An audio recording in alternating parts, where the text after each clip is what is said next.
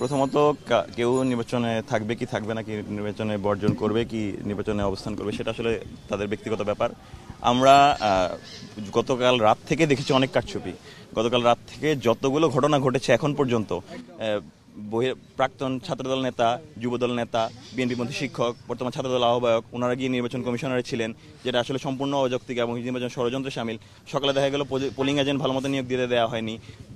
প্রাক্তন শিক্ষার্থীরা ক্যাম্পাসের বিভিন্ন অংশে অবস্থান করছেন। রবীন্দ্রনাথ ঠাকুর হল থেকে ছাত্রদলের কেন্দ্রীয় একজন নেতা আটক হয়েছেন।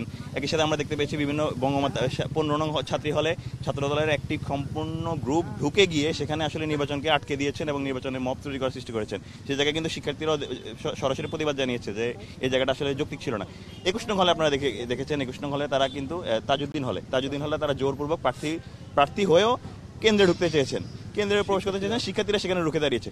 সামগ্রিক ব্যাপারগুলো তো আসলে আমাদের দিকে আসে না, বরঞ্চ দেখা যাচ্ছে আসলে যারা অন্যদিকে যাচ্ছে, বিপরীত দিকে যাচ্ছে। তো সেক্ষেত্রে আসলে এত কিছু ওই পাশে থাকার পরে এই পাশে যাতে আমাদেরকে এভাবে দায় করা হয়, বরঞ্চ আমরা আরও ট্রান্সপারেন্সি রক্ষার জন্য আরও বেশি এফোর্ট দিয়েছি গতকাল রাত থেকে। সেখানে গতকাল রাতে তো আমাদের পাশে তেমন কেউ ছিলেন না, কিন্তু আমরা আমাদের ট্রান্সপারেন্সি জায়গায় কনফিডেন্ট।